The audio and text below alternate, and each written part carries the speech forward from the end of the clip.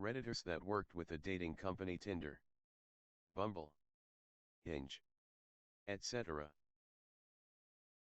What's the most insane user stat or behind-the-scenes fact you found out about?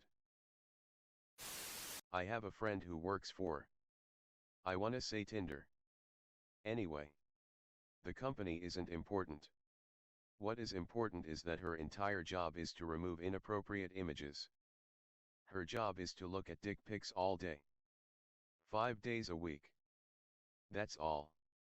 No stat. Just a weird beeping job. Yeah, I've done that job. You get used to it pretty quickly. So many dicks and buttholes. Every shape, size and color imaginable. I used to monitor chat logs too. That's where the real beeped up speep is. Yeah, I feel like I'd desensitize to dicks pretty quickly, but I'm sure chat is foul. Genitals are just nature's work. Mostly. Of course. You have the implication of unwarranted dick pics and such to think about. But even that gets boring quickly. Chat is where the reality of toxic relationships comes to light and consistently finds fresh ways to disappoint people who used to believe in the goodness of humanity. My ex-BF worked for the Yahoo Italy dating site back in the early-ish 2000s. His job was to pretend to be a woman and message male customers just as their accounts were going to expire. This would encourage them to pay to renew their subscriptions. Once they renewed, he would ghost them. He only lasted for a few months due to how unethical it was. That's legitimately one of the saddest things I've read on this thread. It just makes me happy that I use Google, a completely ethical company with no history of flimsy morals. Thank you. The sarcasm dial on my irony meter just broke again. Guys swipe right on 47% of profiles. Women only swipe right on 12%. I knew some guys would swipe right more than women. Wasn't prepared for how little women swipe right. Undefined. Searching for serious or casual relationships for men vs women. 61% of men want something serious while 38% want something casual. 87% of women want something serious while only 13% want something casual. It's worth noting on that last one that it's partially because of a difference in how men and women would describe themselves if they're not sure. Women would rather say something serious if they're not sure to see how something goes, but happy for it to turn casual if they're not feeling it. While men would prefer to say something casual and then happy for it to turn serious if they like them. This is why we've given in and added a not sure option in our big update next week. Feedback on chat/users. We're unique in that we only let you chat to 3 users at a time. So you have to end a chat to talk to someone new. When you end a chat, you have to give private feedback. Here's some of the feedback people choose. You can pick more than one. 34% ghosted/didn't say anything. 12% great chat. 11% polite and respectful. 11% not enough in common. 8% no chemistry. 8% hard to talk to. 2% rude/inappropriate. Why people ghost? We call ourselves the anti-ghosting app because we notify you if someone replaces your chat with someone new, since you can only talk to 3 at a time. Doesn't stop rejection, but at least you're not left wondering and waiting. We did some research with users to find out why people ghost on dating apps. They could choose more than one answer. 43% avoid the awkwardness of saying I wasn't interested.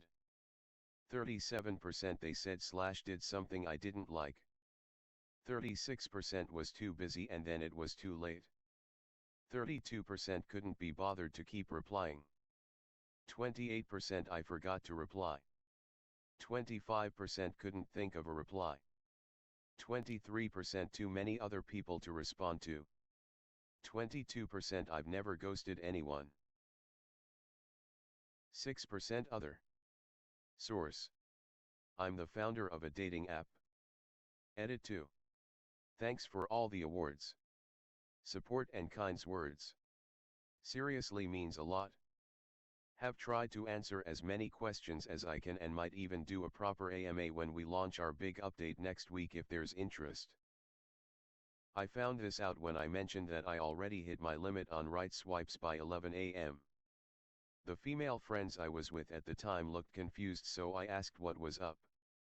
They had no idea there was a limit on right swipes. And they used it about as much as me. I used to work at Bumble. Although this was about 4 to 5 years ago. Globally, about 90% of the users are men. So there is a huge male to female disparity. Although it's not that bad on a per country basis for some countries. The most depressing stat though was the histogram of word count in messages. Something like 91% of opening messages were just one word hey. And 85% of conversations were just one exchange long hey, no reply ever. Looking at human digital mating habits splayed out in data science form was really depressing. Update. Yikes. This thread really exploded. Some people have asked me a lot of the same questions, so am providing answers here. 1. When I worked there, we were not allowed to read the content of chats. Only gather metadata about them: word count, number of exchanges. But we could not build models which analyzed the content of chats. This chat was about food. This one was about holidays. This one was sexual. This was due to stringent GDPR draft rules /TOS privacy rules at the time. And Bumble took user privacy very seriously. So chats were never read or analyzed for content. Not even by automated models. However, this was 4 to 5 years ago. And they may have amended their TOS since then to allow it. Or they might be analyzing content for non-GDPR countries USA. Therefore, as others have pointed out, we don't know for sure that the word used most often was actually hey. It could have been hello or howdy. In the office, we always assumed it was hey due to our own experiences on the app. But we did know with certainty that 91% of first messages used only a single word. So we guessed it was hey. 2. The countries which had better male-female ratios which I can remember were the Nordic ones. Sweden and Norway were close to 50-50ths. And for a time, one of them even had more women on the app than men. Not sure how it is now. 3. The GDPR rules were released in 2016, even earlier draft rules for some industries such as banking/finance and telecoms. But were not actually enforced until 2018. This grace period of 2 years was so that firms could implement all of the massive legal and technical protocols for GDPR. And many compliance/tech departments in London did nothing but a mad dash sprint for 2 to 3 years straight to get GDPR compliant before the 2018 deadline.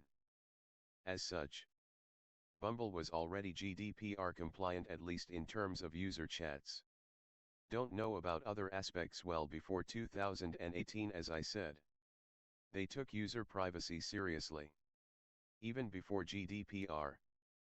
We weren't allowed to read chat messages due to a combination of user privacy TOS specific to Bumble and GDPR draft rules. I just wrote GDPR as a catch-all term for all of the various privacy rules in effect then, including TOS. But yes, I agree.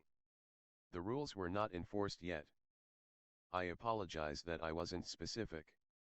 I wrote my reply quickly this morning, not thinking it would explode like this. And so just blurted out GDPR without getting pedantic about which rules in which years. Apologies for any confusion. For all these numbers are pulled from my memory of what I saw 4 to 5 years ago. And thus are not canon law or academic paper worthy. Update 2. Thank you most kindly for all of the awards, kind strangers. I very much appreciate it. If 90% of users on dating apps are men, where are single women looking for someone? In your area. I ran operations for an online dating company notably not affiliated with Match. From database analytics I can tell you a few things. Men initiate contact around 80% of the time in straight matchmaking. And if you are a woman looking to date other women and you simply initiate contact with another woman, you have a good chance of success simply because it's very common for women to match but then neither initiates contact. IIRC we were able to determine that it takes on average about 3 dates before sex happens. I don't recall how we worked that out. I'm not a data analyst. But presumably it was some keyword-based algorithm looking at chat messages. We got so many requests for information from the police that we had an informal system with them. To save them from wasting time getting warrants for information about people who we didn't have data on. They would ask about a particular name/email/whatever other identifier and we would just say yes we have data about them or no we don't. And if we did they then go get the warrant to get a copy of it. The other thing I can tell you from our analytics, that really shouldn't be at all surprising, is to get some decent profile photos. Go get your talented friend or just hire a photographer to take some really nicely lit well-composed photos of yourself and watch your match rate soar. I'm a lesbian and I can definitely vouch for women never messaging each other after matching. A ton of people even had "I don't message first" written in their bios. I'd say close to 100% of the conversations I had on Tinder were ones I initiated. It was so goddamn frustrating. If you think about it, women grow up being taught that if they are desirable, they will be pursued. The man approaches you at the bar. The man asks you out. The man proposes. Etc. But if you keep that mentality when trying to date people who also don't want to make the first move, then nothing flipping happens. You stare at each other from a distance for a while and then go home and watch TV. Like we're gay, gender roles already don't apply to us. So why are we adhering to the literal most counterproductive aspect of straight dating culture? Sorry for the rant. I'm just really frustrated, LMAO.